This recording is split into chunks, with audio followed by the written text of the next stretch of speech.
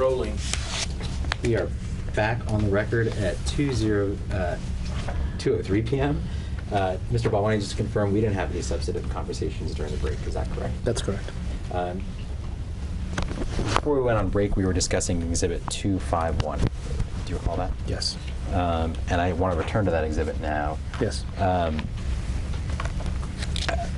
I guess looking down at some of these other macro assumptions, there's an assumption in the ER space for annual test per mini lab ratio. Yes. What does that represent? I don't know exactly. I'll have to look at the formula and make sense out of that. Okay. It's a ratio, so I don't know what it is, what numbers are being divided how. Okay, but based on the description, would you imagine it to be the number of tests divided by the number of mini labs? That's what the formula, I mean, that expression says here, but I don't know what the logic behind 6,000 is. Okay. I mean, do you have a sense at that point in time how many samples a TSPU could run in a year? Not an ER setting, not by a long shot. Not by a long shot. And ER and ICU were not part of our models for very long term yet. Okay, so I guess what were these? Why did you have assumptions for the ER and ICU here? It was just, like I said earlier, as I learned information from the market, I would just add things here. And these are important things that I had learned by doing some research, and I didn't want them to get lost in some other document somewhere, so I just put them here as an FYI. And it says at the top it's just market data, but there was no other logic behind it, and certainly, like I said, it was not part of any model. If you turn to the next page, which is a printout of a sheet entitled Theranos Market Assumptions. Yes. Guys, this might be a little small. Let me know if you're able to read it. I guess generally, can you just describe for me what this sheet explains? Yeah, this sheet includes additional assumptions in addition to what was on the first page. So I had split the assumptions which were more general and global in nature on the first tab, and then assumptions that were changing by either month or by quarter or by year on the second page. Okay, and so, and where are those changing assumptions reflected on this sheet? So there are several things here. I mean, it's kind of all over the place, but the assumptions are the number of Walgreens locations or stores. That's the, unfortunately I don't have cell and columns, but under January 14, there's a cell called under Walgreens. You see that? Yep. So that, and then other retail pharmacy would be whatever other retail pharmacy locations. The third line is the addition of those two. Then is the prescriptions, actually, that's the RX means prescription, per day, per location, and that's the assumption there for Walgreens and retail pharmacies. And the final one is the total of locations times prescriptions per day at a given location. And was prescriptions another way of describing requisitions? That's right. Okay. That's correct. And that's what I remember now from looking at it. And the first description on the top left there is RX locations. Does that refer to pharmacy locations? Yes. Okay. And then sort of below those assumptions in terms of locations and requisitions per location, there's a set of assumptions. There's a set of figures there. Do you Yes. see that? One's related to retail pharmacies, physicians' offices, hospitals, courier, hospitals on site. Do you see that? Yeah, I do. Can you walk through those and explain what those categories represent in the model? Sure. So the retail pharmacies is just the summation of what you see above. So it carries forward the number of total retail locations, number of patients processed during that month. So if you look at the formula, I'm sure it is multiplied by either 26 or 28 or 30 days a month. I don't know what I had assumed, and shows you the revenue coming from that bucket. And so would you essentially, would the revenue be sort of the per requisition average multiplied by the number of patients processed? Yes, so most likely, if you multiply 3,200 by 35, I think on the previous page, you'll probably end up with this number.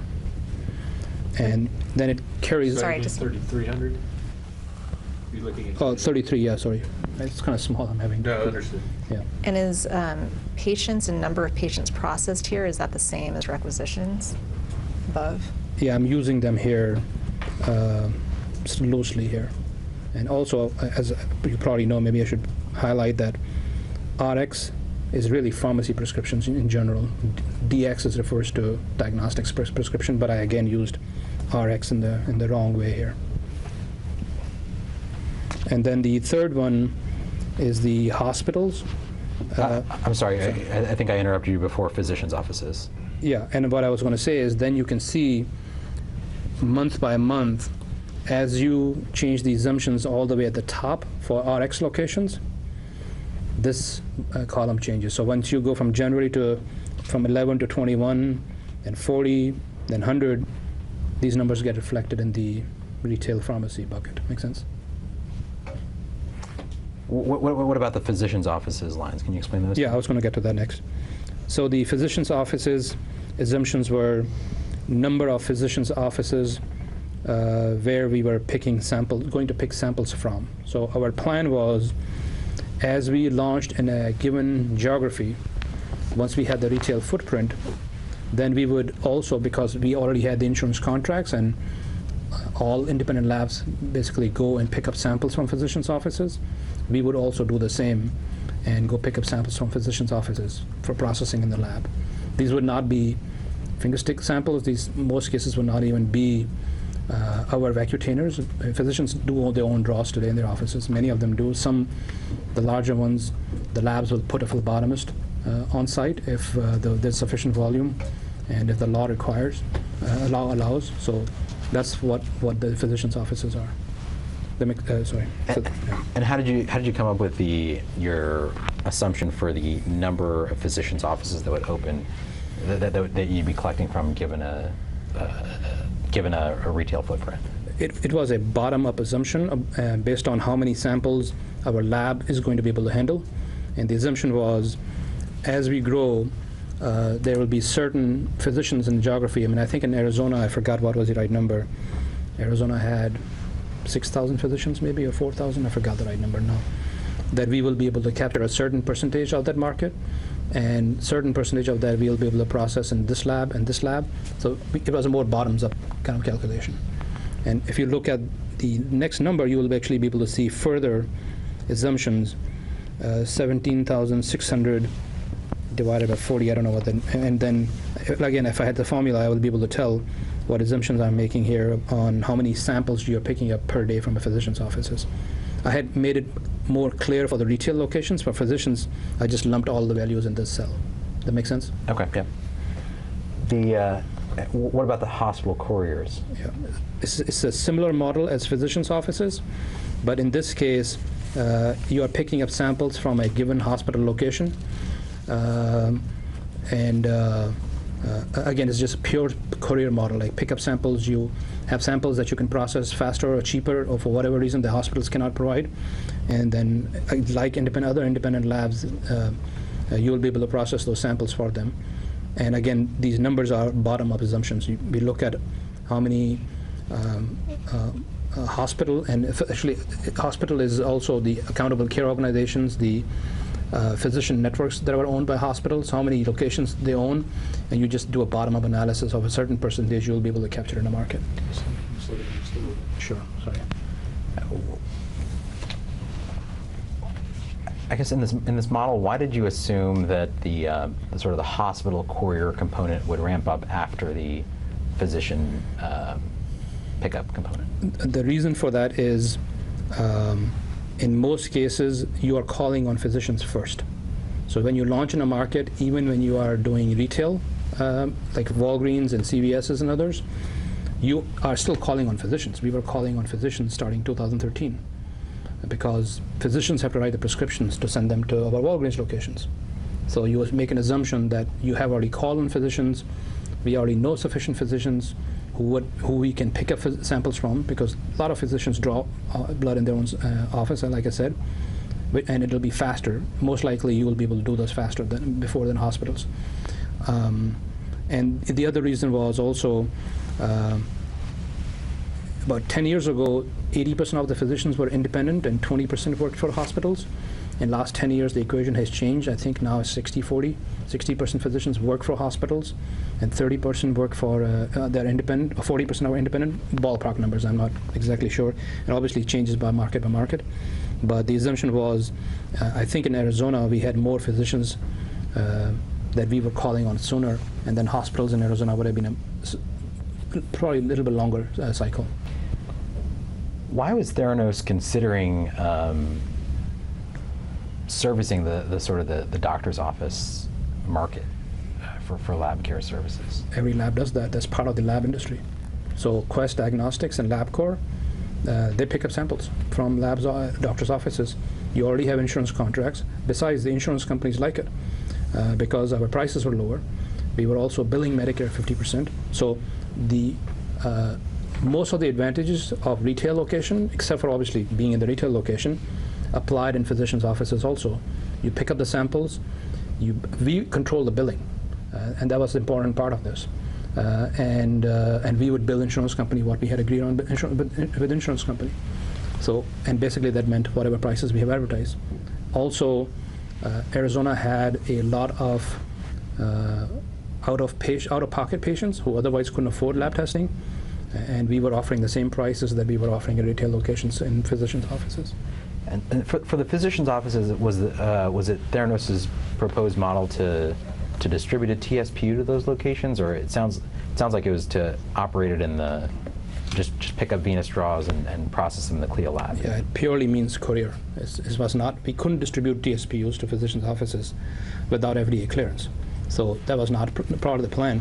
Ultimately, in the long term, definitely it was part of our vision, because that, hopefully 4 or 5 years from now, it changes the game in physician's office if you can do the test and see the doctor in the same visit. And we believed our TSPU, I thought for the first time in history we'll be able to provide that kind of health care. So, but it was not part of this model though. And for just so I understand, the model was the physician's office courier model doesn't include any finger stick, is that right? It's just collection of if a doctor is able to collect blood venously on site. Exactly right. Most doctors do venipuncture today, maybe a lot of doctors, but I think it's most. They do venipuncture in the offices today. They have trained nurses. In some cases, doctors will do it, but mostly they have a physician's assistant. Most of the cases, they will have a physician's assistant or a nurse who will draw the blood, and they will pack it. They will put labels on the samples. They will put the requisition. If they have EMR connectivity, electronic medical records connectivity, then the transaction goes to the lab automatically. And then if it is manual process, then the physician will call the lab saying, hey, I have samples for you today. And in many cases, the labs will provide the physicians with the kits, collection kits, so that the lab can process the samples the way lab is expecting to. Like I mentioned yesterday, there were some assays that are validated on serum and plasma, and different labs do it differently, so you need different tubes. So labs will provide that to the physicians. But our model here was just pick up. And is that same for the hospital model, courier model here, that it was just pick up of venous blood? Well, venous blood and nasal, urine, feces, all matrices. But you weren't proposing to let me correct that. This model at Exhibit 251 wasn't, in your view, representing Theranos distributing the CTN and having hospitals conduct finger sticks for this courier aspect? At some point, the answer is yes. It doesn't impact the model, though. Just like if you look at retail, whether the patient is getting finger stick or venipuncture doesn't really impact the model. So if we had received FDA clearance in the time frame, during this life of this model, we could absolutely could have distributed CTNs, and that would have been great. I mean, I think we could have gotten even more volume. But here, this model does not assume either CTNs versus finger stick. Yet, I mean, if you include them, it doesn't change, because we were not charging more or less for finger stick or venipuncture. Would it have affected Theranos' cost on the back end, whether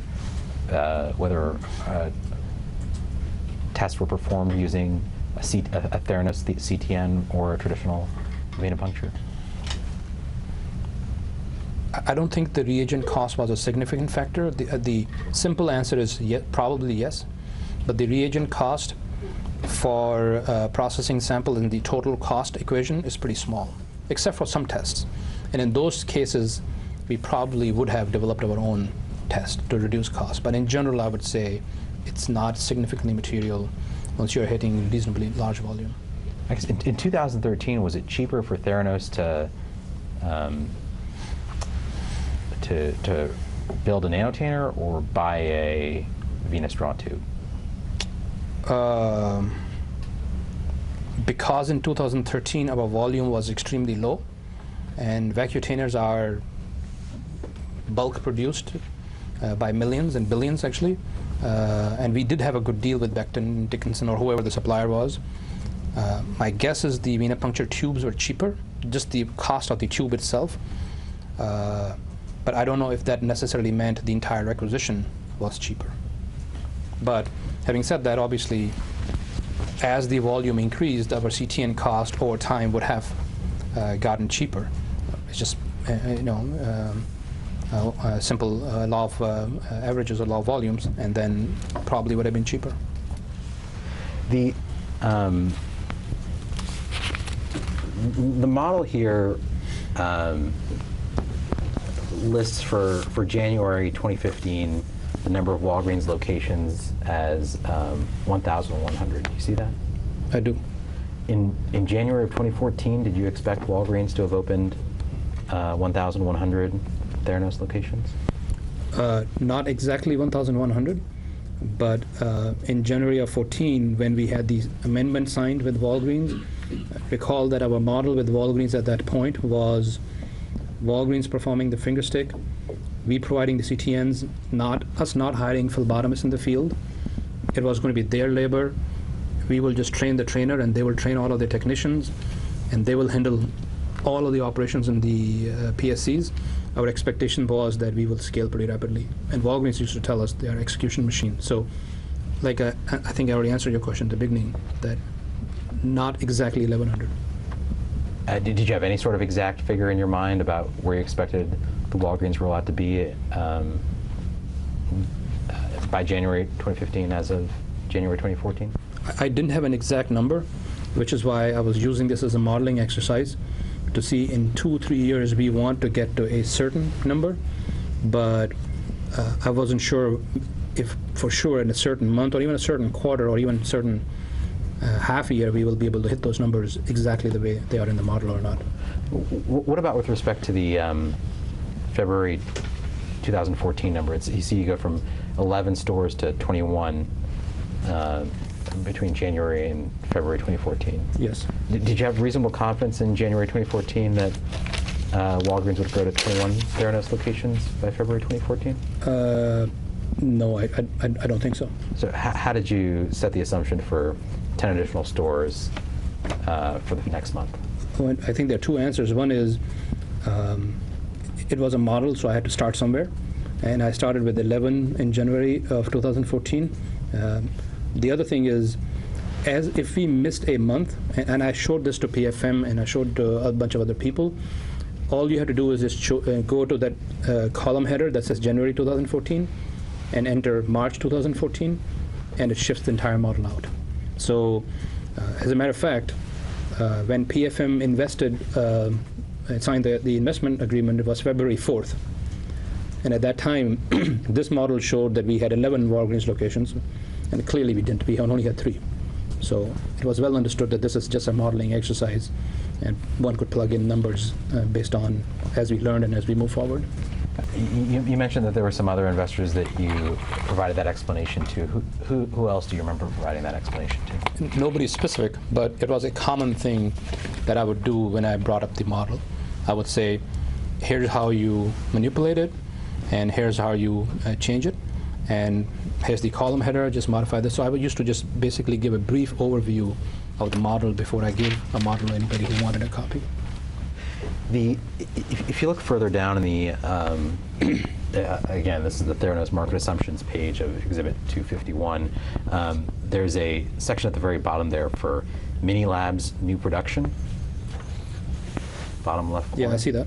What does this set of rows represent? This is a estimate of how many new units of our TSPUs we had to produce based on these assumptions. And as a matter of fact, if you look at the formula behind these, you will see they are linked to something, some math based on the assumption model, assumptions in the model. In your mind at the time, why was Theranos's growth here related? How would that impact the mini labs that it needed to produce? It was a rough assumption that a certain percentage of samples you'll be doing on finger sticks. And obviously, again, this is end of 2013. We were in 3 stores. 2 of those 3 stores had just opened a month ago, so we didn't have enough data. But for the sake of modeling, I made some assumptions that, if X number of samples come from finger stick and you run them on TSPUs and X on other machines, then this is how many units you will need. So if you have a spreadsheet, you'll be able to see the formula behind this linked to the volume numbers from different locations. I want to turn page to the next sheet, which is mercifully easier to read. And it's entitled Projected Statement of Income. Do you see that? I do. And I guess, just as a general matter, what did this sheet in the workbook represent? Yeah, so this basically is an output of the assumptions one would manipulate in the model. So as you change any assumptions on page number 1 and page number 2 of this model, they will just bubble up to this page and the next page is here. So it's summary of what was shown in the pages back there and some additional information. If you look at the period ending, the period ending 12/31/2013, if you look under the revenue, U.S. commercial only, it's listed as $25 million for lab services from U.S. retail pharmacies. Do you see that? Yes, I do. What does that number represent? At that point, in my mind, that meant the $25 million innovation payment that we had received from Walgreens is, I think, what is this referring to? When did you receive that payment? I think it was in early 2013, January timeframe, something like that. Do you know if Theranos, do you think you were representing to PFM that Theranos had $25 million in revenue from its retail pharmacy services as of the end of 2013? No. Why not? Because PFM knew that we were in 3 locations. 2 of them we had just launched. I explicitly talked about this number and I told them that as part of the Walgreens contract, they have a $100 million commitment to us. That's $25 million. We have another $75 million coming. Okay, but I guess did you not view that $25 million as being Theranos' revenue for 2013? The question's a little vague, but if you understand it, you can. Yeah, I was going to ask you to clarify that because I don't understand the question. In your mind, did Theranos earn $25 million in revenue in 2013?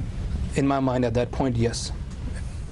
Did that understanding change over at any point in time? No, I mean we were starting to modify the contract, but no, at that point, the $25 million that had come in 2012 was my understanding that was revenue. What is your understanding of when revenue can be recognized? That I don't know. And I used to actually, when I met with PFM, I made this exactly the same statement that you asked me right now, is I don't know how this is going to get recognized, but this is cash in the bank. According to our contract, this is non-refundable, so it is here. You can, your model, PFM, or when I was talking to, you can use it any way you want. You can move it into 2014 or 2015. I don't know how this is going to get recognized, but I want to alert you that we have received this cash. That was a conversation that I had, and from what I understood, he told me in a brief conversation later that they had looked at this model and they put it aside and created their own model, and in that they had assumed 0 revenue. And I think they testified that also at the PFM trial. You mean deposition? Sorry, yeah. Deposition. Sorry. I guess, did you take any steps internally to check to see if Theranos had retained $25 million in 2013 when building this model? No, I did not. You didn't check this number with, did you? No, I did not. Do you know what Theranos ultimately reported in revenue on its taxes in 2013? I would not recall.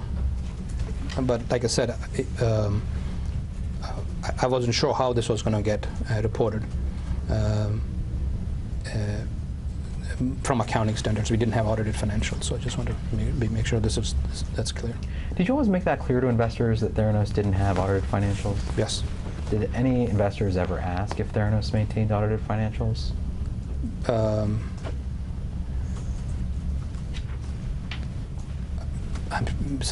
don't recall specifically somebody, but if somebody had asked, we would have said, we don't have the recent audited financials. I mean, that was the truth. Did you ever hear Elizabeth Holmes tell investors that that Theranos couldn't share its audited financials? I don't recall it, but that would be correct, because we didn't have it. That's why she couldn't share it. Did she provide that? Do you ever recall her I providing don't know. that? I'm guessing here. But I'm just saying, I never heard her say And that. Mr. Balwani, you don't have to guess. Oh, sorry. Just answer the question if you have knowledge of the answer. I apologize. Again, it's not a memory test. If you don't remember, I don't there's remember. no penalty. Great, thanks. I appreciate that. So just to make sure I understand your answer, do you ever recall Ms. Holmes telling any potential investors that the company couldn't share its audited financials because of sensitive information in the footnotes? I don't recall.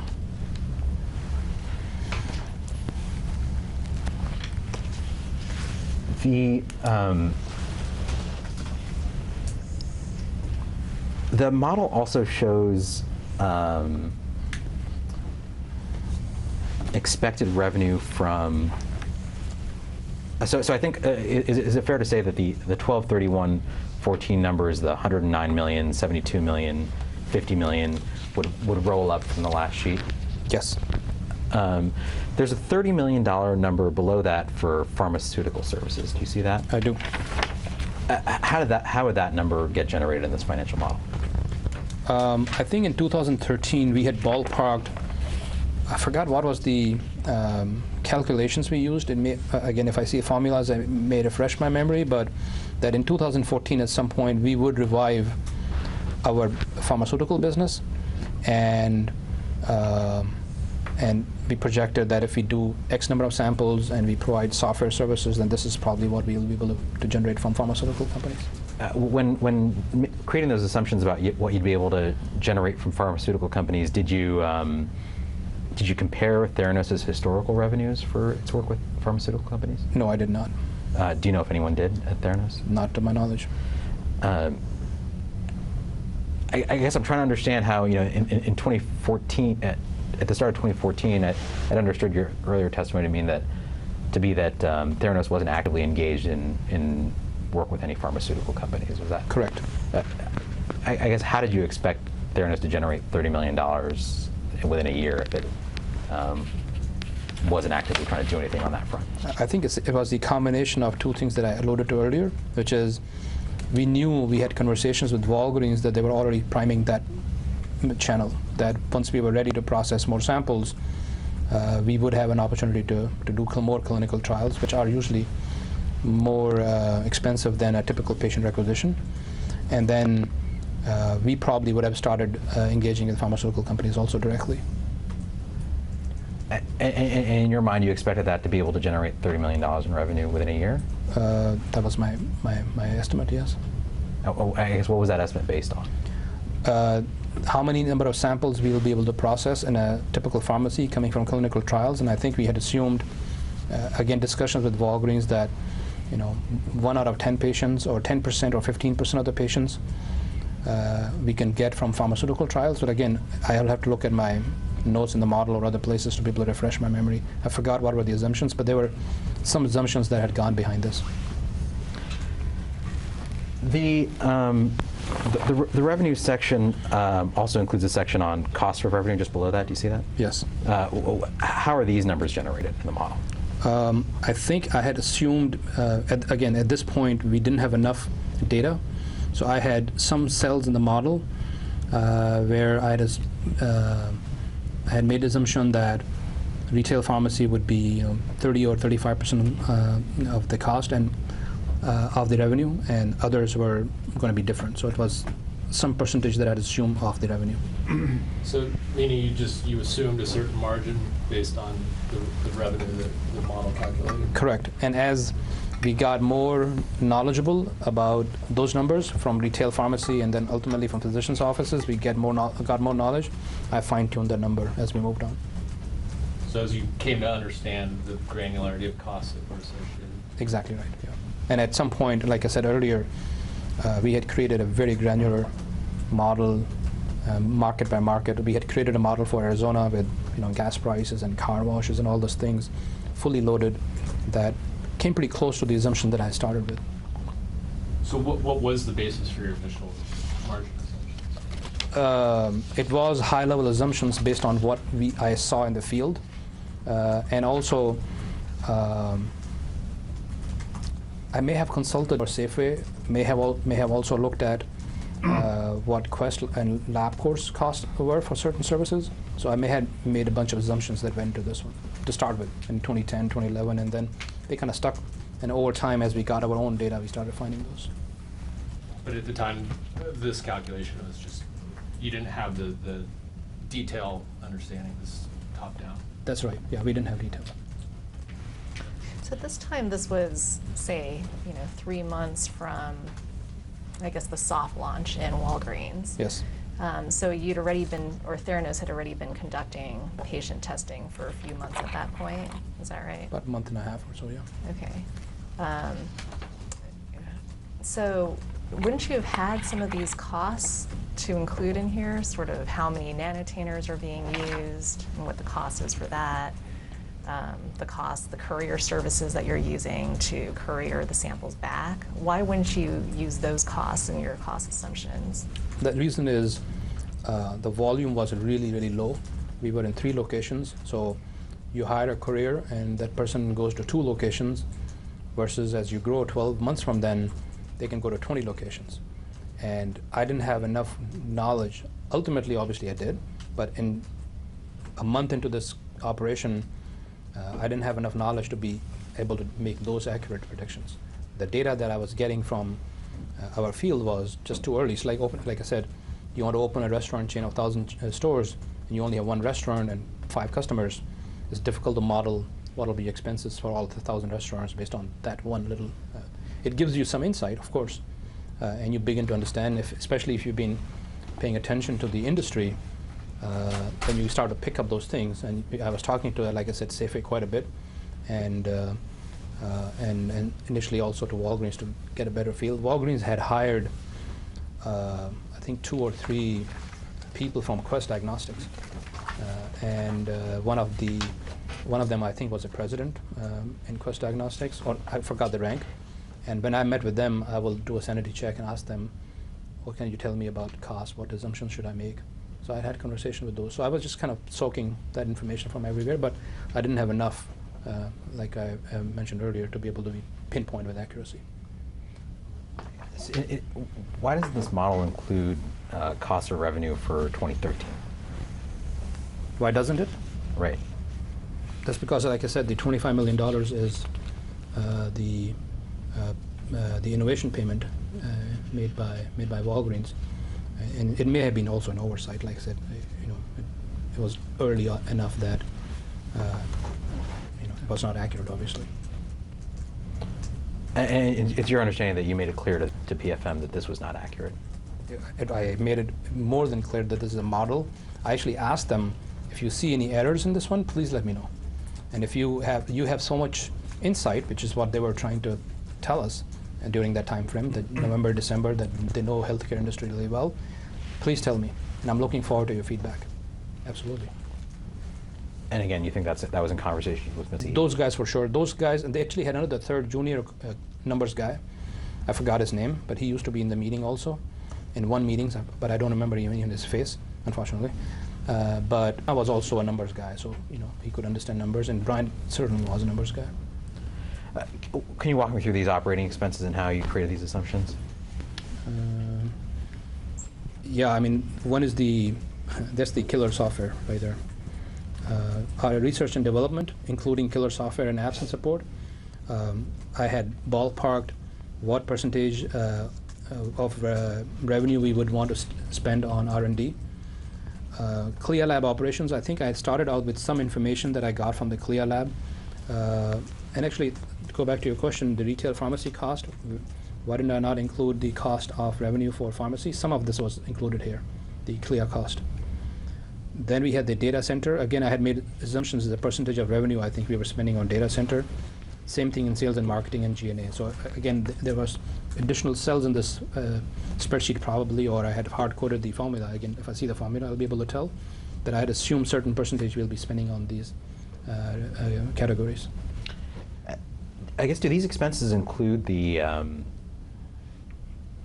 per patient fee Theranos was paying to Walgreens? Well, in the 2013, the answer is no, because you don't see the cost of revenue for retail pharmacy here. But after 2014, my calculation was that that was included in the cost of revenue there. So I guess what is the cost of revenue figure in 2014? What does that include for retail pharmacy? Well, it was again, it was there's no further breakdown of this in the spreadsheet, because I was at that time bucketing everything pretty broadly. But anything that was not included in the operating expenses, including sales and marketing, data center, IT, CLIA lab, R&D, including the software costs, because software was a pretty significant cost I was not including in the cost of revenue. This would be mostly variable costs associated with a requisition. So reagents and money that we were going to give to Walgreens, and probably some other costs here. Probably phlebotomist was included here. So directly variable costs for the sample collection. But again, I don't remember the assumptions. If I see the numbers and formulas, I'll probably be able to guess better. If you turn the page to the next page, there's it says pro forma quarterly statement of cash flow. Do you see that? Yes. The numbers here aren't provided quarterly, right? It's just annualized. It's annualized, correct. What does services NBL by Walgreens mean? Internally, we were calling the innovation payment as licensing fee. I don't know why we came up with that name, but we were just initially we used to refer to it as network bundling licensing fee. The thought was we are bringing the insurance companies, we are bringing software, we are bringing a lot of value-added network, and in exchange for that, we are getting this innovation payment, and we used to call it network bundling licensing fee. I actually don't remember where this name came from, and if you ask me, tell me again, how does that make sense? I would not be able to do it, but it was just kind of a name that we use for all the services we are providing as innovation services. When you say it was a name we used, who is the we? At the board level, we used that name. So some board members early on 2010 used it, 2011, Elizabeth and myself. Is your understanding that she would understand what network bundling license fee would mean? I am closer to this model, and if I don't recall, if she does, that's awesome, but I wouldn't be surprised if she doesn't either. I guess what was the, and how would there be an NBL fee by Safeway and other retailers? Yeah. So our Safeway contract included rights that we gave to Safeway. Safeway wanted to be the, for the lack of a better word, I'll say middleman. The right word will come to me. And middlemen for providing our services into all grocery stores across the nation, and probably including Canada.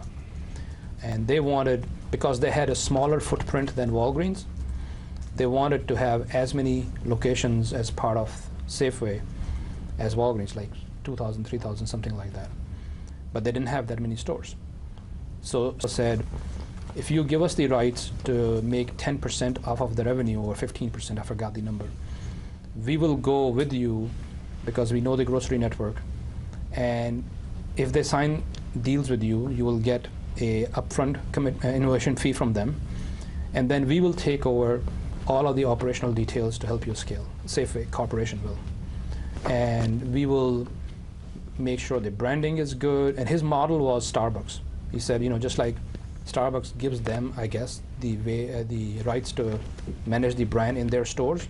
He said, only in Safeway stores.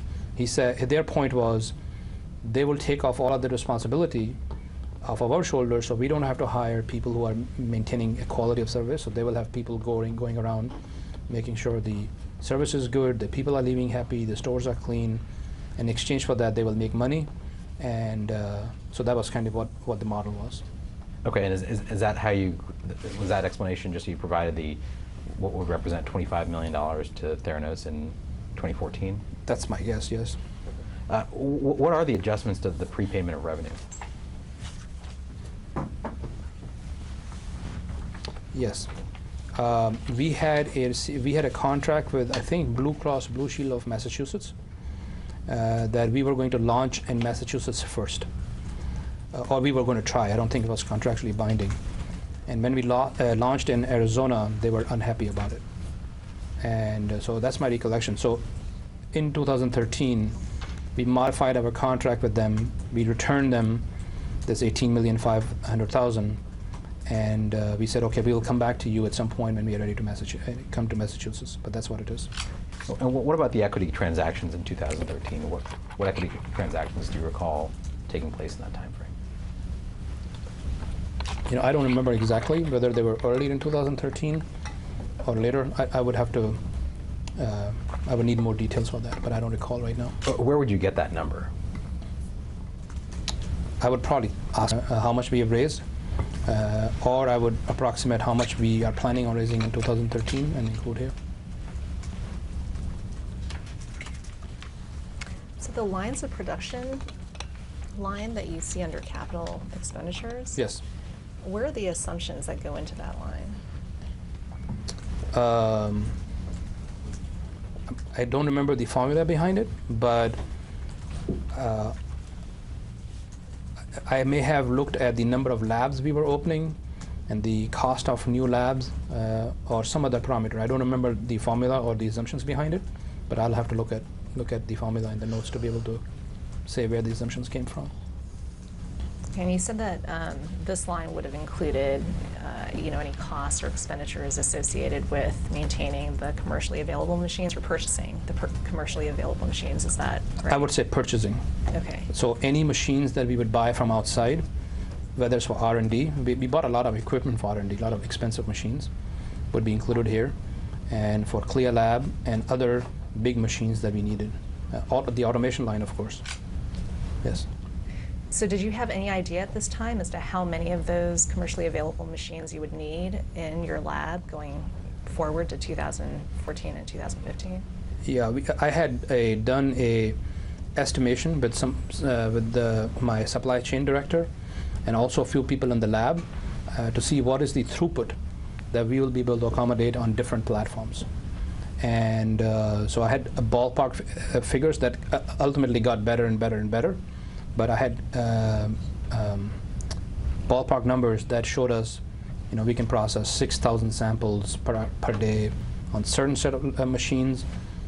Let's assume 2/3 of them or 1/3 of them are venipuncture or whatever the assumption was. We had enough data to be able to calculate the throughput. And then either I think in 2013 or 2014, we had also reached out to Siemens, who was one of the vendors that we did work with, and we bought a lot of machines from them and asked them to tell us how to optimize things so we can do more and more samples. And we made a commitment to them to buy these automation lines. They're literally like lines of production. Go on a conveyor belt, and giant robots pick up the samples, put them in the machine. No human has to touch them. Robots can also pick up the sample and store them for later use. Fully automated. And that would have included our throughput significantly, because no humans were needed, and also reduced our labor costs. And they actually had provided us some guidance on that. What was your understanding as to how much an Advia 1800 would cost? I think it was about $120,000 or $150,000, but I'm ballparking it. And that was the cost back in 2013, 2014 time period? Yeah, the cost of that hasn't really changed that much. So I would say, these machines lab machines don't change for like decades. So I think my memory is it was around 120 or 200 tops, but in that range. So I'll turn to the next So page. before we move on, so the $75 million Walgreens NBL fee, Yes. is that of the same nature as the $25 million that was shown in 2013 on the prior page? It's part of the same $100 million, correct? So why isn't if the cash came in as reflected on this pro forma quarterly statement of cash flow from 2013, why isn't it being shown as income? Yeah, I think there was an omission that it should have been included either in 2013 or 2014, and I didn't include it either on either places.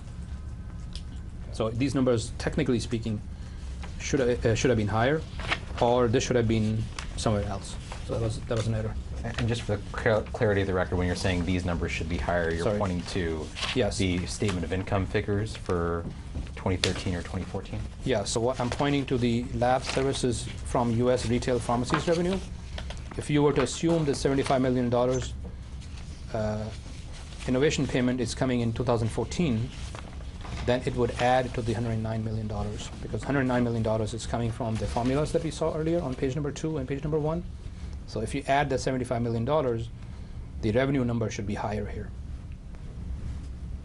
And then on the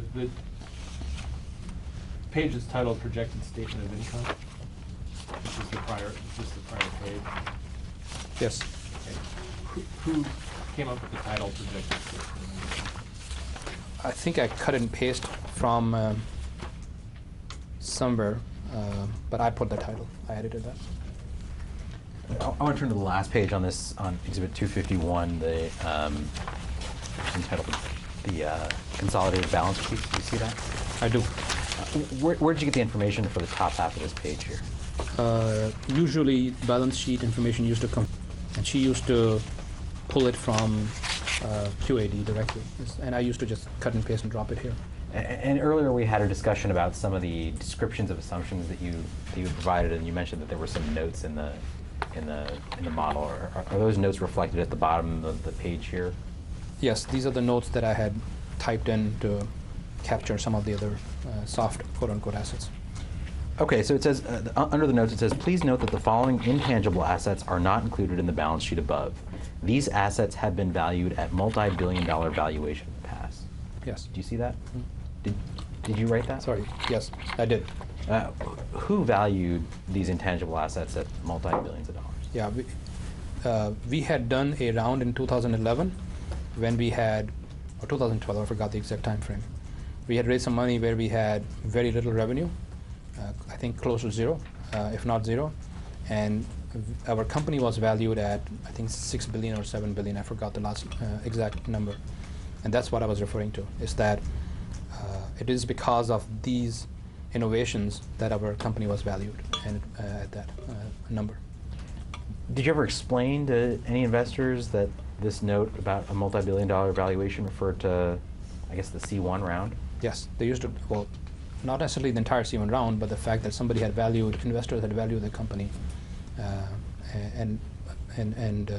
Yes, I had that discussion with several investors. Do you recall any specific ones? PFM, because I had long discussions with them around the model in general. And I don't remember who else talked to me about it, but people will sometimes ask me, tell me a little bit more, or actually, sometimes I would actually take the investor here to point out, saying, oh, by the way, here are some notes for your consumption. The balance sheet also includes $183 million, it looks like, for deferred revenue I see that. at the time. What did that represent? I don't know that. I don't recall. I mean, I will have to see the details behind that. What was your understanding of deferred revenue? This may have included the $175 million or $100 million from Walgreens, because we hadn't gotten paid this number paid yet, and may had also included revenue from the payment from Safeway, but I'm not so sure if that was included here or not. So I don't know exactly what was included here. What is your understanding of what deferred revenue means, or when something should be booked in the financial statements under deferred revenue. Now you're asking at the time or as you say? At the time. I didn't have a good understanding of that then and or now. Usually these came from this balance sheet, so I tried not to touch it much. Did she ever ask you what she should be booking under deferred revenue, or how to account for the certain innovation fees or pre-purchase payments from Walgreens and Safeway? She wouldn't ask me, but sometimes she will come and discuss that, and I would say, talk to the accountants, or we will, put it here, put a note somewhere, so that we can talk to the accountants about it. But it was not like she was asking my direction, because she was CPA, so she's not going to ask my direction on this. I want to hand you another document that's been. Should I put this away? It might be helpful to have. I'll hand you another document that's been marked as Exhibit 195.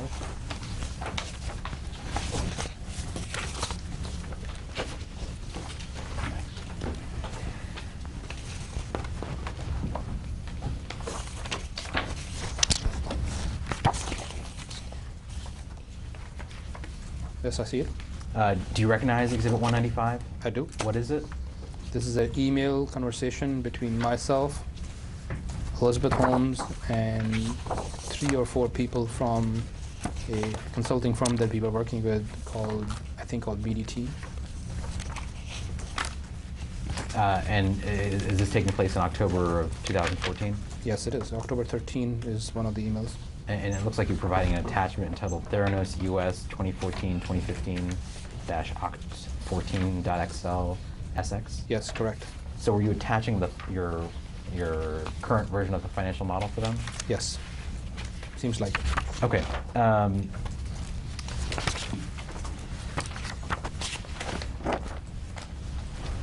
So I want to turn to the attachment, which is the model printed. It looks like on the 4th page there. Do you see that the model that begins with device cost at the top left? It looks like you're looking at the right page. Yes, I do. It looks like the device cost lines have been expanded from the PFM model. Yes. But I guess why'd you decide to extend out the time period for the device cost Sure. assumptions? Like I mentioned earlier, the model in the end of 2013 was still fairly raw, and I was still learning and making a lot of assumptions. And over time, I continue to add more and more information. So this would be an effort to add more assumptions that over time, our price will increase as the volume increases. All the reasons that I gave you earlier. Components get cheaper, the labor gets better, assembly gets faster. So I was making assumptions here that over time our device cost will go down, and I think we were also getting better data from our manufacturing, and that was feeding into these assumptions. Is it fair to say that from the time of PFM getting its model in late 2013 or early 2014 till October 2014, Theranos had a lot more information from its retail rollout? Relatively speaking, yes. And did you endeavor to include that updated information in this model as of October 2014? I tried as much. I was not spending too much time on the model, not always. So whenever I got time, I would go back and try to update the model, but I wouldn't say necessarily that it was real-time information as it came in. I've updated every day or every week. So I guess what changed to make the device cost assumption look lower in this version compared to the prior version? Sure. I think in 2014, I had started working and a few other people in the what we used to call the math team. These were all quants, mathematicians, and machine learning and AI people, data analysis people. And we had pulled a lot of data from our actual manufacturing, and we were getting greater confidence what the numbers would be. So this reflects that information, that change. What about depreciation? The depreciation years there. It looks like it's changed from 10 years for PP&E to 15 years, and from 4 years for the devices to 3 years. Yeah, the depreciation of PP&E, again, I don't know if I got the number or not, but I made an assumption there for the sake of the model, because whatever the right number would be, we can just plug it in and it'll reflect through the model. And the depreciation of the device is an assumption that I had made that as we grow, we wanted to be obsoleting ourselves. So the device depreciation, we always wanted to, I wanted to assume that we are more aggressively replacing our own devices, so I had reduced that to 3.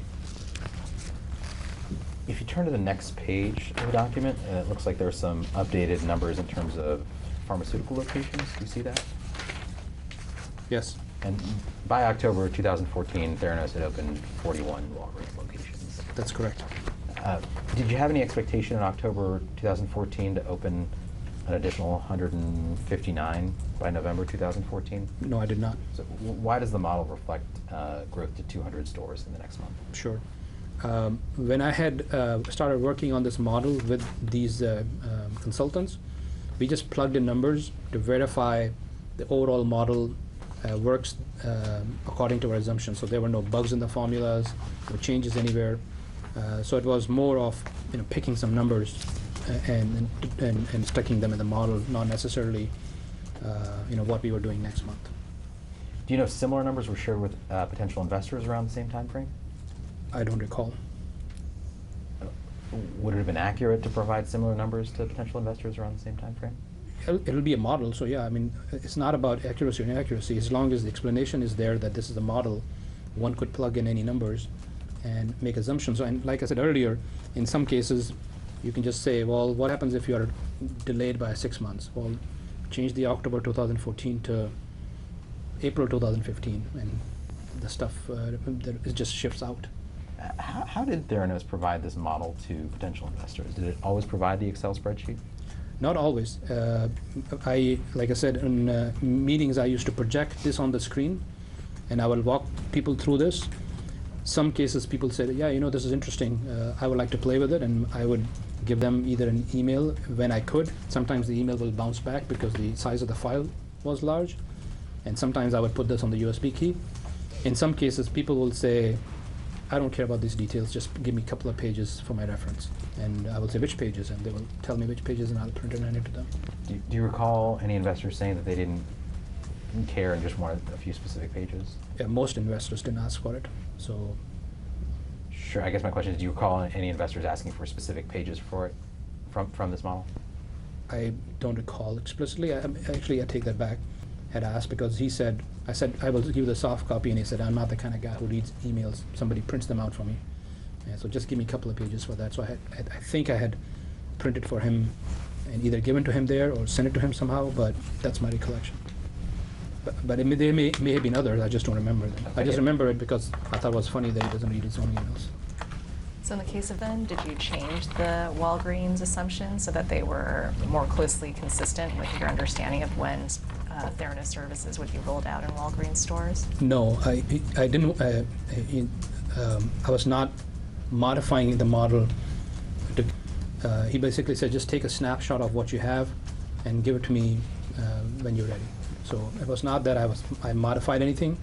It was to give him how we were thinking about the business, what business line items we were thinking about, the pharmacy and the doctor's offices, and those. He was more focused on those categories. So no, I didn't modify anything. I just printed what he asked me to print and give it to him. So you don't think that was interested in knowing about how your revenues would be projected in future years? My understanding from is that he saw the model, but his interest was more, majority of our conversation with him was around the vision of what we will be doing for 10 to 20 years. So he displayed, I would say, less interest, or I think in honesty may have been closer to zero interest in what we are doing in the next 6 months or 12 months or 18 months. So he was not focused on that. Most of our investors that we met with in C1, C2, our conversations were around 5-10 years. And with our conversation actually was mostly around, I don't want to sell my stock. And so because in our charter we were talking about how we buy back the investors and how to structure the company. And we spent a lot of time on how Elizabeth was thinking about structuring the company. And said, yeah, he was giving us hints on how to structure the company, and because he has his kids also involved in the business, so a lot of our conversations are around 10, 15 years and beyond. Do you remember when this meeting was in place? I think it was winter of 2014, I would believe. Yes, winter of 2014. I don't know if it was December or January, but it was that time frame. So late 2014, early 2015? Yes. Did Mr. or any of his representatives ask how confident you were in Theranos' 2015 projections? I don't recall that, but I didn't present these as projections to begin with, so I think I would have probably corrected him that this is a model. So it's just so I'm clear on your answer. Your answer is you don't recall them asking that question? Yes, but what I'm saying is, if had anybody said projections, I would have corrected them, because that's kind of a habit I have And it's a habit you think you had back then as well? for a long time. Did you tell his representatives that you thought that the projections were within a 30% range, that you had confidence that the 2015 projections would be met within a 30% plus or minus range? I don't recall that. I mean, it doesn't sound like something I would have said, but I may have been talking about something else, but it doesn't sound like something I would say. Do you recall saying that? No, I don't. Even if potential investors, or you believe that they weren't so interested in, how the revenue was going to be in the next few years, and were more interested in other things in your model, why wouldn't you want to show them an accurate picture of what you're displaying here? Why wouldn't you want to show them that, Walgreens, Theranos is likely not going to be rolling out in Walgreens in the next few months? Yeah, objection because it assumes things in the question, but please answer. Yeah. I think the answer is a similar one. Our conversations with the investors were long-term. If somebody had wanted the model, I offered the model to every investor, and I gave it to several. But I didn't want to spend my time updating the model if it was not required, and especially if they could have modeled it themselves. So that was the reason. But how could they have modeled it themselves if they didn't know how many stores were going to be opened at the end of the year? No, I could have given them if I had given them the USB key, which I offered, they could have easily modeled it. Right, but if they didn't have the accurate information, the true knowledge of what the state of the affairs was, how could they have done a model that projected out in the future? Yes. The reason is a lot of the conversations we were having, we were talking about the changes, the risks to the rollout schedule. If somebody were to ask me what happens, the answer that I gave earlier today and yesterday was, I would say, if we miss a deadline, our expectation is things may slow down, and in that case, things will get pushed out by 3 months or 4 months, and you can just go to the top and make that change here. But our assumption is that once you pick up a certain pace, that both companies were deeply committed to rolling this thing out. But you're not answering the question. The question is how, for example, could they have made their own accurate model if they didn't know that by the end of 2014, 200 stores weren't going to be open? I think they would have come back and asked me. Did anybody come back and ask you that? I don't recall anybody did. I mean, Did you ever tell anybody that? tell what? That there weren't going to be 200 Walgreens locations open at the end Yeah, of when we were, even with PFM. Let me finish my question. Sorry. That there weren't going to be 200 Walgreens locations open at the end of 2014. Yes. Who? Any time when I was engaging with I don't specifically remember who, but when I would point out to the model, I would say, of course, we are just a month away from this, so we are not opening 100 locations in a month right now, but this is a model, and you can modify those. So who did you tell that to? Like I said, I don't recall specifically who, but this is, if somebody asks me a specific question like, so you'll be at 400 locations in this month, I would say, well, that's the assumption on the model. Of course, we only have 3 locations right. You're telling me what you would say. I'm asking you, who did you say that to? I don't recall any specific person that I said that to. If you flip forward a couple pages in Exhibit 195 to the projected statement of income, you flip forward in Exhibit 195 to the projected Yes. statement of income. Do you see the projected statement of income there? Yes. Do you see the EBITDA number listed projected for 2014? I do. And it looks like negative 1.2 million. Yes. In other words, this is predicting that this model would predict Theranos would break even as of the end of 2014. Is that what this reflects? Assuming we hit those assumptions, yes. In October of 2014, did you think Theranos was going to break even that year? Give me 1 sec. No, this was actually, we are looking at a model that I was working with BDT. So no, I didn't think so. Okay. Did you think Theranos was going to break even in 2014 as of October 2014? I don't remember in this moment. I would have probably looked at the model and tried to figure out if the answer is yes or no. Did you have any expectation in the fall of 2014 that Theranos was on track to break even? It depended on how we would have recognized the $75 million or $100 million revenue, but if you exclude that for a minute, the answer is no. Would this be a good time for a break? I think I'm done with this document. Let me just, give me 2 seconds. Of course. Do you know if Exhibit 195 was shared with other investors? This is a specific one? Correct. I don't remember. If there will be a log for that if it was. Do you recall sharing this Exhibit 195 with investors around this time frame? I would share a model with investors, but I don't know if it was exactly this one or not. You just said there was a log. If you had shared it with an investor, there would be a Yeah, log. I mean, with in it. email, if I gave it to somebody, if I presented it, I will save the file under that name, or it'll be on the 300 folder. So I will, like I said, I usually used to tag it and say, show it to so-and-so, or used on this date. So that's what, that's what I And meant. you would record it in the file name on your 300 folder? In some cases, I did, yes. Okay. What about other cases? Are you saying that you just sometimes did it, but sometimes didn't? I think I did it reasonably regularly, unless I was meeting with somebody, multiple people within a week or 2 weeks. Then chances are, if I didn't make any modifications, then I will say model as of February 3rd or February 2nd or February 20th. And then, but I would not name it by 4 meetings that I had and presented the model. We're going to take a break. We'll go off the record at 3:09 p.m. Off the record.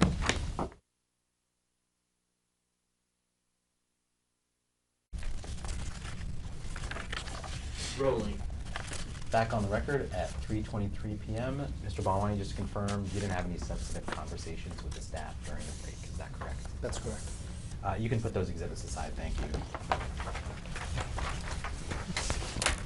I'm going to hand you a document I'll mark as Exhibit 252.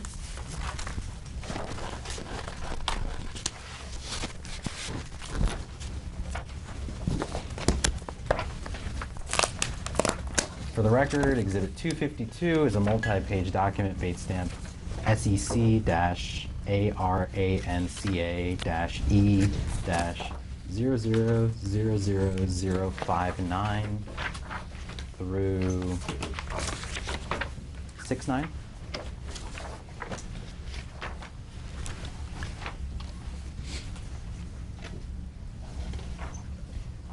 Mr. Balwani, I'm not going to ask you to read the whole thing, but do you recognize Exhibit 252? I do. What is it?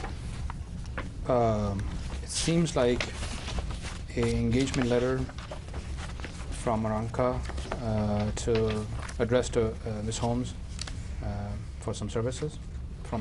That's what it looks like it. And if you turn to the page ending in 6-8, Yes. do you see your signature there? Yes, I do. Or were you signing this agreement on behalf of Theranos? Yes. Is the date of the signature October 17th, 2014? Yes, it is. What is Aranca? My understanding is it's a firm, I think they build multiple services, but the two that I'm familiar with is they provide 409A valuations to the companies for stock option issuance purposes. And they also provide consulting services to companies in different industries, and including healthcare, is my understanding. If you turn to the page after the signature page, there's an Exhibit A that says purpose and intended use of this appraisal. Do you see where it says determination of exercise price for granting common stock options to employees in compliance with is that IRC Section 409A? Do you see that? Under the purpose and intended use of appraisal? On the last page? On the page ending in 6-9, Yes, I do. and it says determination of exercise price of granting common stock options to employees in compliance with IRC Section 409A. Yes. And the next bullet point says, as an input for valuations to determine the fair value of options pursuant to SFAS 123R for financial reporting purposes. I see that. Did you understand that to be the purpose of this appraisal? That's what is written here, and what the company was using this for was not this purpose at this time in 2014. What purpose was that? Yeah. Towards the end of 2013, we had decided that as a company, and we had several discussions at the board, that we wanted to come up with our own valuation of how to value our stock within the company. And as part of that, one of the things that I had asked, the board had asked me to do was to work with Aranka to see what methodology they use to value our company based on certain inputs. So how do they value our IP and patents, our contracts, and also some other softer factors like our cash position and our equity rounds. Did you ever tell Aranka that you wanted to work with them for that purpose? No, I did not. Why not? Because I wanted them to explain to me how they were using their methodology to value stock options, so I could learn from them. I guess I still don't understand why you wouldn't just tell them that that's what you wanted to learn from them. I didn't think it was important to tell them what was the purpose of it. We were signing them for some services that they were providing, and my intent was that I will give them different inputs, and based on that, I will learn how they value the stock options. Who is responsible for giving Aranka inputs?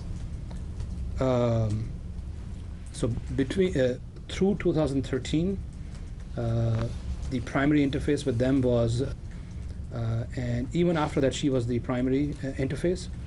But I started interfacing with Aranka a little bit more in 2012 and 2013, and 2014. Did you ever tell them you were planning on using Aranka for this other evaluation purpose? I don't think so. Why not? Again, it was not necessary. If you take a look at the obligations of the client page on SEC-Aranka-E ending in 60, Yes. Do you see the third paragraph there under Section 3? Client and its representatives warrant, represent, and covenant to Aranka that the information provided by client is complete and accurate to the best of client's knowledge, and that all financial statement information reflects accurately client's results of operations and financial and business condition in accordance with generally accepted accounting principles, unless otherwise noted. Do you see that? Yes. Were you agreeing to provide Aranka with accurate information about the company's financials? For a given purpose, yes. And do you believe you provide, and the given purpose that Aranka understood was this 409A evaluation? Correct, but that was not our intent behind going through this exercise. Did you provide Aranka with accurate information of accurate information concerning the company's results of operations, financial and business condition? We provided Aranka with a certain set of projections, making some assumptions that we are not using their valuation for 409A purposes. So with that in mind, I would say yes, with intent clear, we provided them accurate information. What intent clear? That the purpose of using Aranka reports would be not to value stock options, but the value of stock options given a certain set of assumptions. And that was my plan, was to modulate those assumptions to say how do they value the stock options if the assumptions changes from X to Y, and I was going to give them a different set of assumptions. I guess why did you need Aranka to produce a 409A report for that purpose? Well, the purpose was not necessarily 409A report. The purpose was, like I said, to understand the methodology in the process of them producing 409A reports, so I can understand how they value our software skills, software assets, which I didn't understand at that time. And Aranka had spent quite a bit of time with the company by then, so that they had the understanding of the company and our IP and other things that we had done in the past, and the industry, from what I talked to them, that I thought I would be able to learn something from them. Who at Aranka were your primary points of contact? I don't think there was one person. I had spoken with Aranka on the phone 2 or 3 times. There was a couple of times the gentleman was based in India. Almost all of their team was based in India.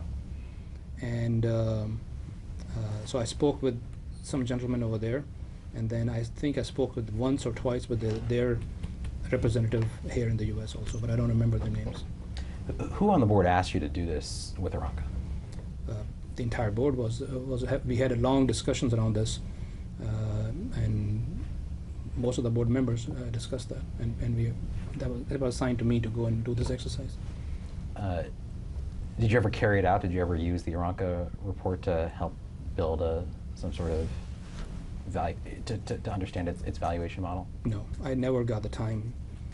I spent a little bit of time with them to get the information, but I was not satisfied with the information I was getting.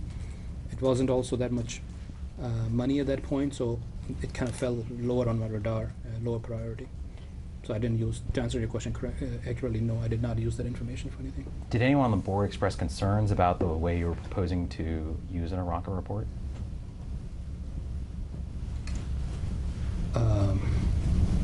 This particular report or Aranka reports from the past? Any Aranka report?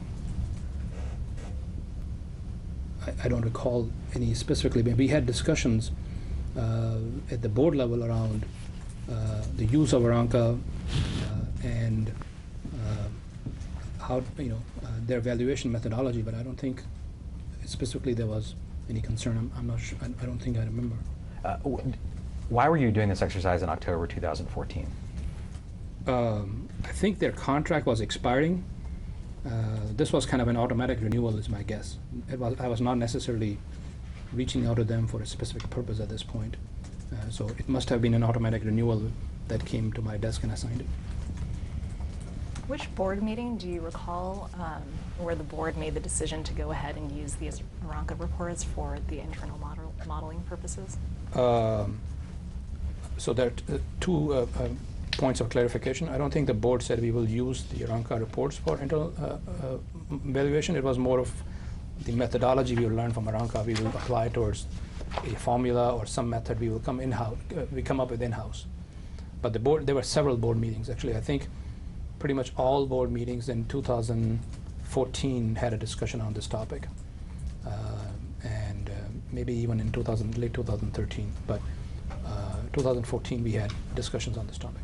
Okay, so pretty much all the board meetings in 2014, the board would have discussed learning from Aranka how they were valuing the company in order for the company to come up with its own internal model?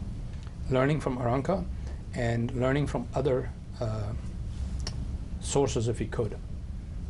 And that would have included talking to other private companies, how they valued their internal stock. I had a brief meeting with a couple of people from Bechtel Corporation, where they were educating me on how they do it.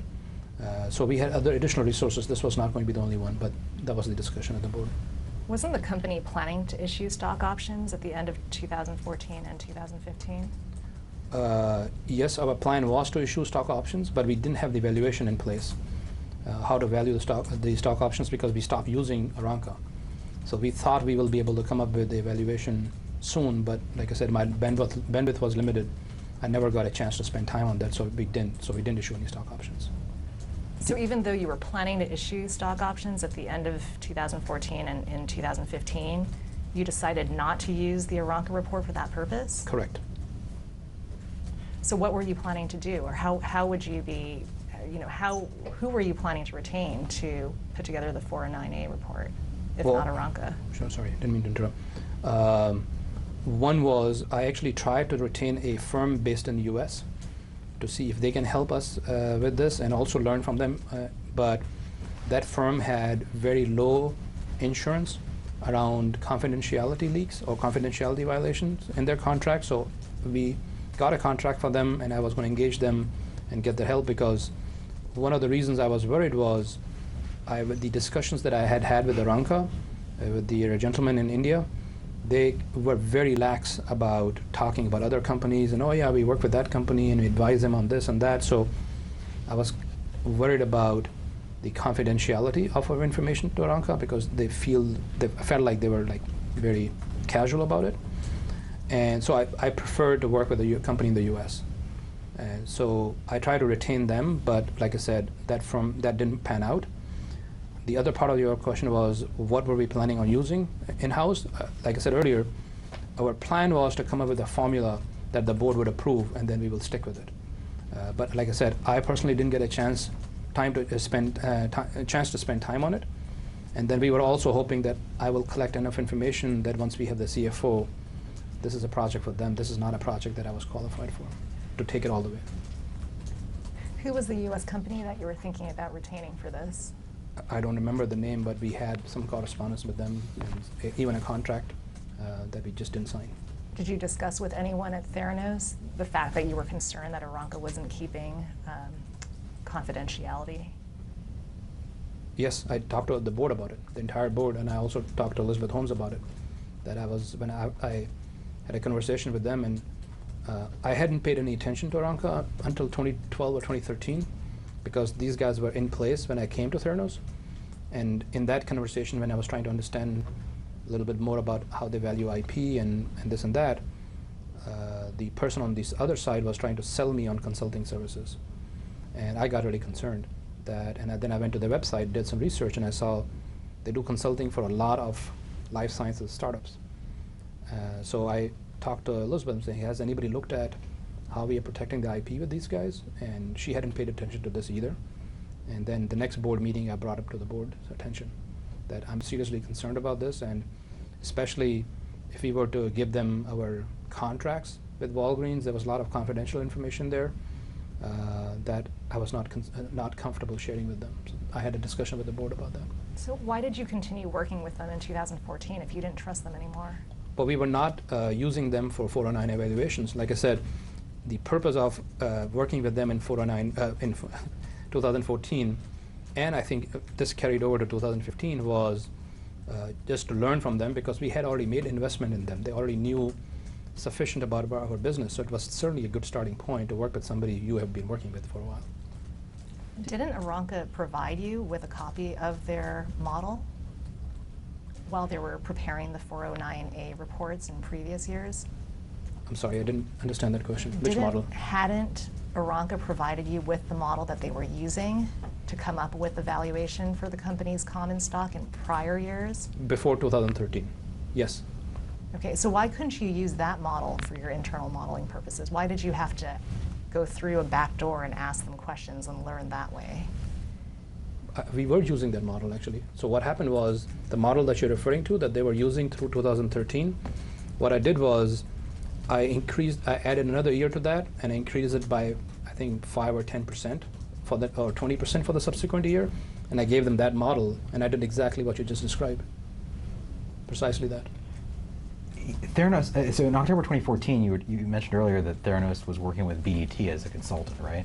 Yes. Why didn't you have BDT do this valuation work for you?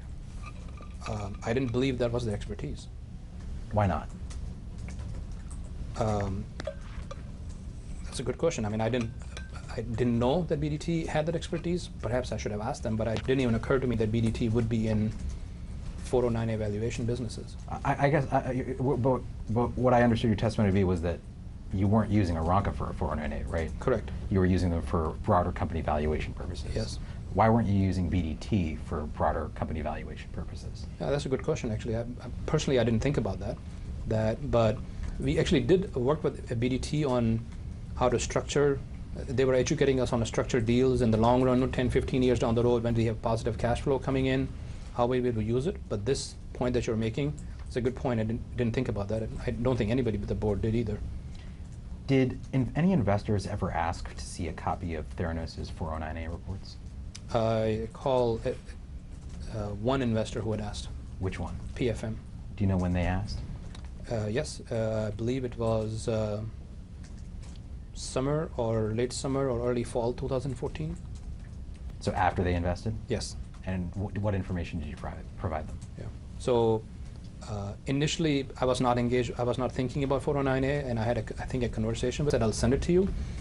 But then I also explained to him that we are not using 409A evaluation first of all, I told them we'd use 409A valuation to value stock options, common shares. So actually, let me take a step back. He said he needed the 409A valuation if we could provide him to him because his auditors were trying to value their investment in Theranos. And I said, yeah, it shouldn't be a problem, and I'll send you 409A. And then later when I talked, I remembered that, wait a minute, we had modified the intent of 409A. So I called, I had a conversation with... So sorry to interrupt, I guess, what about your conversation with, refresh your recollection on that point, I didn't know about this modification? Because I asked her, do we have a latest 409A valuation? Because I didn't remember when was the last time we did one. And when I was asking her that question, then it popped in my brain that, oh, wait a minute, the last valuation was, I think, December 2013, and things have changed since then. So I had a conversation with him and their general counsel, and I had a conversation with them. I said, look, here's the thing about 409A. We are not using it internally. The last time it be used was in December 13, and I think I gave her the valuation of what the valuation was in 2013. But this one is not going to be useful to you. And so, and I think that was, I left the conversation at that. I don't know if what they said, well, send it to us anyway or not. I don't remember that. But then I kind of moved on. I moved on to other things. And then later on, I think someone had reached out to me saying, hey, can you provide us the 409 evaluation? I don't know if he met in person or on the phone. I don't remember the details, but I said, hey, what's the purpose? And he goes, we just need to give it to auditors, man. It's just a checklist. Otherwise, they may write down our investment. I said, well, we are potentially doing a equity round, and that's a transaction that will value our equity at this same price that we did in February of 2014. That should be even more sufficient than what you need the 409A valuation for. And I gave him the background on 409A. It's not going to be useful to you. And he goes, yeah, that's all we need. That will do it. Did you tell that Theranos was using Aranka to help it develop an internal evaluation model? I may have had a discussion with him, but I don't recall, because I used to talk to him pretty openly, but and pretty frankly, because I was trying to solicit his opinion and his help also many times. But no, I don't think I dug deep into Aranka or even name Aranka to him. I told him the model is the 409 is not going to be useful for you, but what you really need, and our conversation shifted from you need it for this purpose, and we work with other investors, and we give them this letter. That'll be sufficient for you. He goes, yeah, that's even better, because 409A evaluation is probably going to be not that useful. And so after that, in December or early January, I provided him that information, and then he didn't come back and ask for anything. Any other investors asked for a copy of Theranos' 409A reports? I don't recall at this moment. Why did you sign Exhibit 252 and represent that you'd be providing accurate information to Aranka for 409A purposes if you weren't intending to provide accurate information for that purpose? Well, this was a form template. I didn't read the entire thing. It was just a template form to renew our contract with them. So I didn't necessarily read all the details in the contract. Did you sign the 2013 letter as well? I don't recall. I don't know. Sitting here today, do you have any concerns that you signed a contract that didn't reflect your intent at the time? Not at all. Why not? Because internally, as a company and a council on the board and the entire board had said, this is a good use and this is a good way of doing this. So I didn't have any concern then, and I don't have a concern now. I'll hand you what I'll mark as Exhibit 253.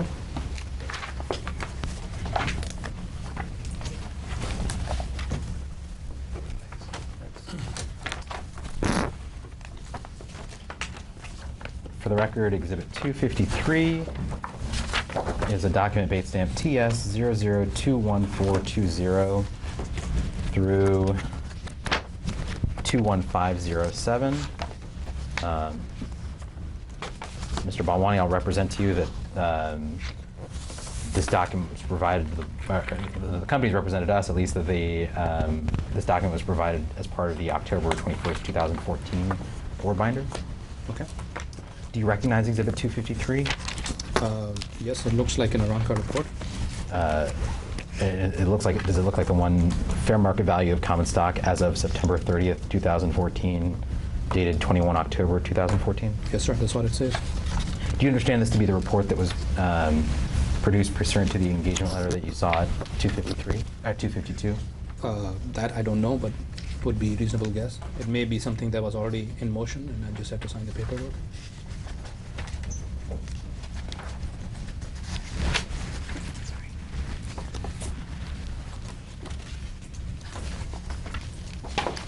I want to turn to the page that starts with company overview.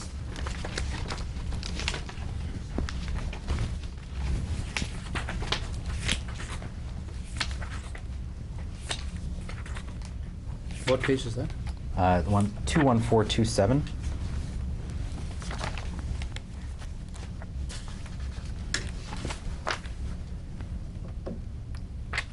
Okay.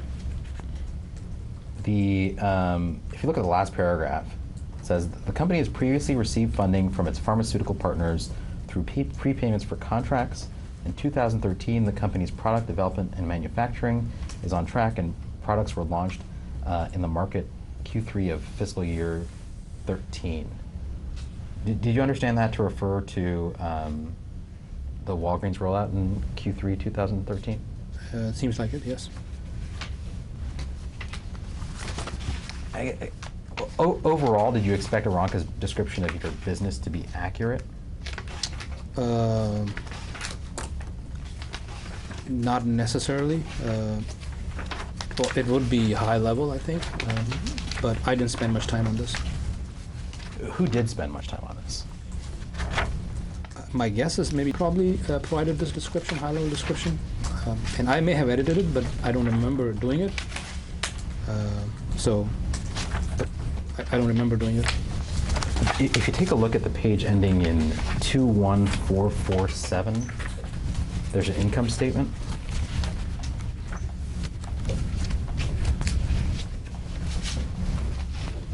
Yes? Did you intend for this income statement to be an accurate reflection of Theranos' income for the for 2014?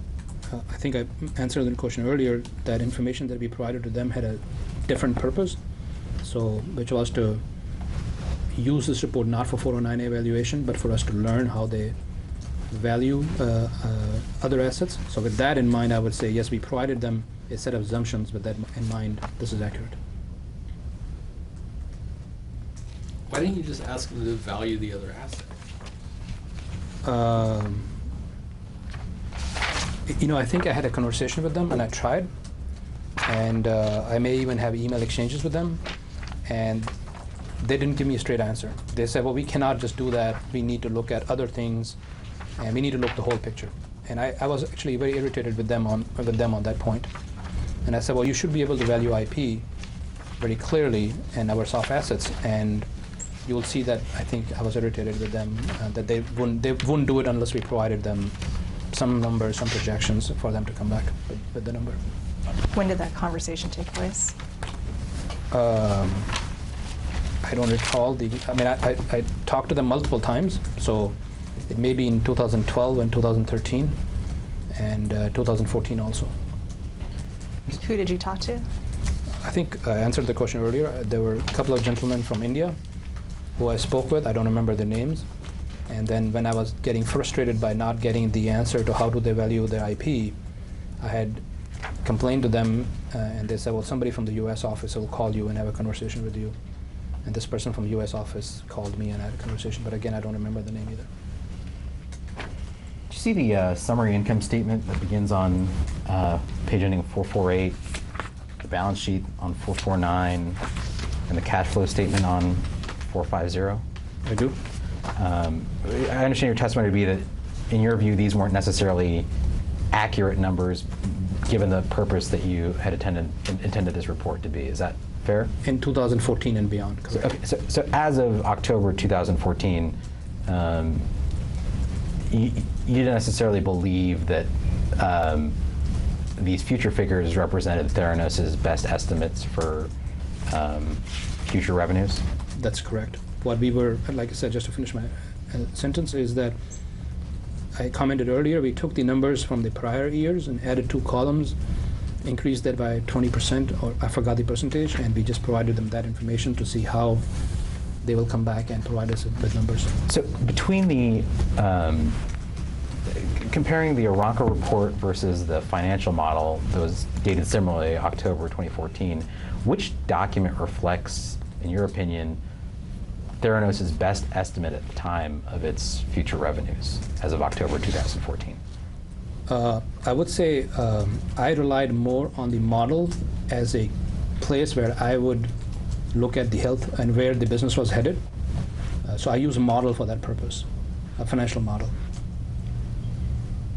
I guess my question is, in terms of your expectation for what Theranos was likely to earn in revenues in the next 3 months, the next 15 months, which document would you go to look to as of October 2014?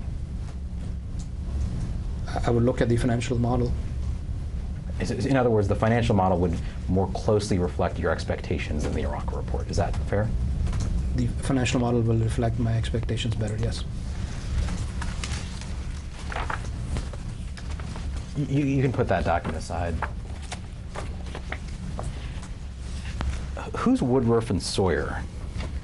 I think that's the name of the firm that we were trying to engage. That's the other firm in the U.S. that would have helped us with 409 evaluations. Did Woodruff and Sawyer provide insurance services for Theranos? Oh, I'm sorry. Maybe I'm confusing it then. They may be a broker then. I'm sorry. I'm mixing the names maybe. Did you provide your insurance broker with financial information in connection with policy renewals from time to time? I don't think I did. I may have, but I didn't provide them financial model. Did you provide them any financial information? I don't recall. If I see something, maybe refresh my memory. I guess generally, would it be important for Theranos to provide accurate information to its insurance providers? I wouldn't know the answer to that because I don't know what was the purpose of the insurance and how much that financial information fed into the insurance quotes, so I would not know. I'll hand you what I'll mark as Exhibit 254.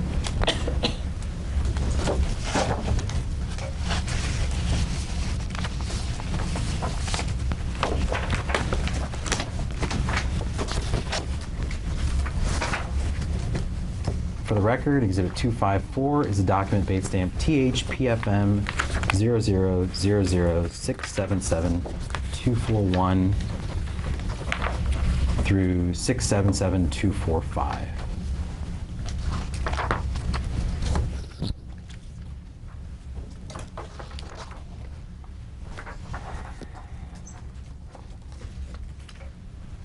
Do you recognize Exhibit 254? Just give me 1 second. Seems like an email conversation between and a few people on this call from this company. And do you see that in the last email here, there's a reference to, as Sunny mentioned, we run at about 8 to 9 million. We run at about 8 to 9 million a month. The net loss for 9 months ended 9/30/2014 amounted to about 80 million. I see that. Do you recall having a conversation with any of the recipients of this email where those figures were shared? I don't recall at this moment. Do you recall being on calls with any of these individuals? I was on calls with insurance company a couple of times, but I don't recall specific calls. Do you remember sharing with you that the company's net loss for the 9-month period ending September 30th, 2014 amounted to about $80 million? I don't recall in this moment the specific information. Do you have any reason to doubt that number's accuracy? No, I mean, if it came from, seems like, as Sunny mentioned, if she's mentioning my name, then it's probably, I mean, she's also saying it's about 80 million, so it's ballpark, so I would say no reason to doubt that. Right. So if Theranos' net loss for the 9-month period ending September 30th, 2014 was about $80 million, would you have had an expectation to break even for year-end 2014? I think I answered that question earlier. That answer is, if you exclude the innovation payment and how that was going to get recognized, then the answer would be no. So same answer. Would there be any reason why be excluding it from this description here? I think for the purpose of this call, we were focusing on our burn. But again, I don't remember what their questions were and what was the context of the answer.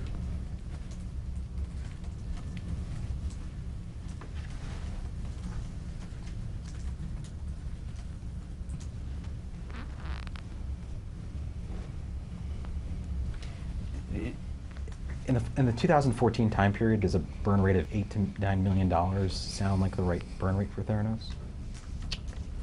You know, I would guess it's on the high side, but probably yes. I mean, I wouldn't remember what exactly it was. Did you ever share Theranos' monthly burn rate with any investors? I don't recall, but yeah, I don't recall exactly right now. Would you expect the financial model that we talked about to reflect Theranos' accurate burn rate? To the best of my abilities, I would say yes, but because the financial model also had a lot of assumptions in the store rollouts and patients per day and other things, and the expenses were tied to that, I would say if you modify assumptions one way or another, then the answer would be no. Let me ask you maybe more simply, how would Theranos' burn rate be reflected in the financial model? Probably would not be reflected accurately. And the reason is the expenses were tied to assumptions that one could modify. So it was not dynamically tied to the QAD system where information was being pulled real time. So that would be the answer. In other words, the burn rate in the model was tied to revenue. In the model. In the model, right. Which was tied to the assumptions in the model. And that differed from the burn rate that Theranos actually experienced at the time, that you observe in the finance database. Correct. Actually, I wanted to ask a question about, and you can keep that in front of you, but if we go back to Exhibit 195, which I think is in your pile, would be the set of financial information that you sent to BDT. I see that. You see that? So this was sent in October 13th, 2014. Yes. And if you turn to, I guess there's no dates, numbers on the pages, but if you turn to the projected statement of income in the model, see that? For Yes, I do. year-end 2014, you're projecting revenues of $125 million. Well, I'm modeling, just to correct him. Do you see that? Yes, but I'm modeling, not necessarily projecting. I just want to clarify that. Okay, what do you mean by that? That this is a financial model. Based on the certain assumptions that I'm modeling, that's what the model is showing. I'm not necessarily projecting. Okay, that's fine. Okay. And looking back then at Exhibit 254, it looks like you and told the insurance companies that actually Theranos has a net loss of $80 million as of September 30th, 2014. Yes. Right. So, which is more correct? So this is not correct because this is model. Just for the record, you're pointing to Exhibit 195. Yes. The Exhibit 195 is a financial model.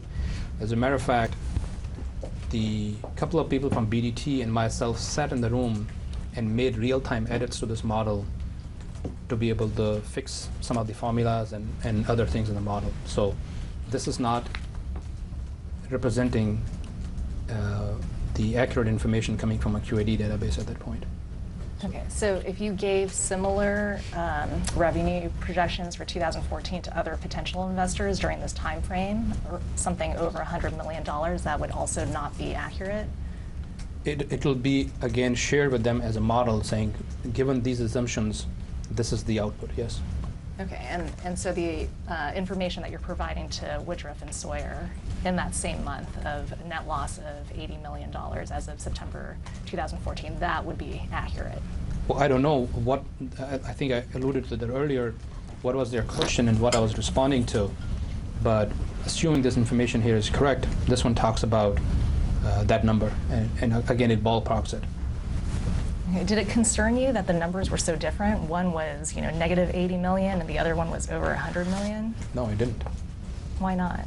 Because when I was sharing this information with any investor, I was talking about a planning model over and over again and very clearly. And this number, like I said on the call, the purpose of this call and where this information came from was different. So did you share accurate financial information with any investors? You mean like audited financials? No, I mean like accurate financial information out of QAD. Did you tell any investors that? I think the balance sheet that came into the model, I shared with them that this comes from our financial systems, and that is the snapshot as of that day or that month, whatever is labeled. But the other two sheets there were tied to the assumptions, and they were models. So were any investors around October 2014 aware that there was a net loss in the company of about $80 million? I don't recall if I had explicitly that conversation with the investor. Did you tell any investors that? I don't recall that at this minute. Why don't we change videos? We're off the record at 4:03 p.m. Off the record.